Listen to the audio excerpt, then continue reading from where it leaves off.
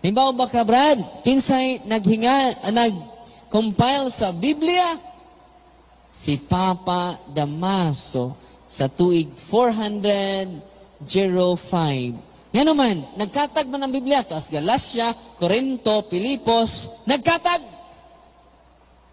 Manang pinaagi ni Papa Damaso o ni Saint Jerome, Padre Jeronimo.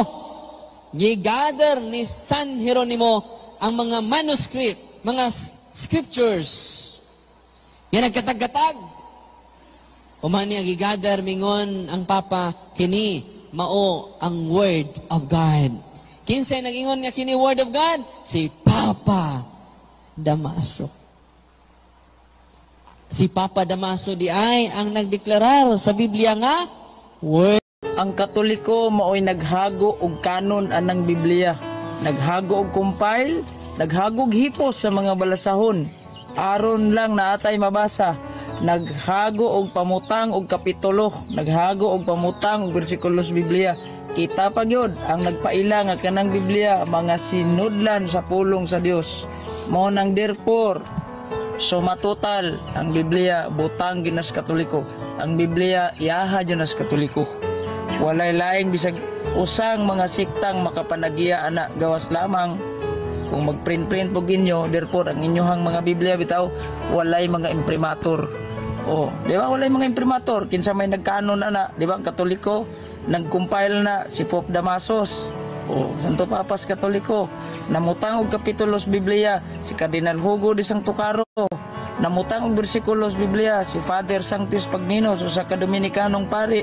Nagpaila ana nga kana mga sinudlan sa pulong sa Dios. Ang simbahang Katolika pinaagi sa iyahang mga konsilyo. Unya kamo. So gusto ko po ang tanong ko po, kailan ba talaga officially na-compile ang buong Biblia sa tema mo? Kailan po? Sige po. Ang official 405. Nandito binabasa ko kanina, makinig ka kapatid. It was declared officially in the year 405. Declare si Pope Damasus. Tama? Yes. Okay, ngayon, tanong. Kailan po ba namatay si Pope Damasus? Ililibat, Mr. Moderator. Ililibat, Mr. Moderator. Mr. Moderator, irrelevant question. Okay, proceed with another question. Objection, Mr. Moderator. Date po ang ating sabi kasi 405 daw official nag-compile, Mr. Moderator. Siya kung totoo ang kanyang pahayag, Damaso, ayan ang namatay, naipanganak 304, namatay 384, December 11, tapos nag-compile pa, nabuhay si Damaso.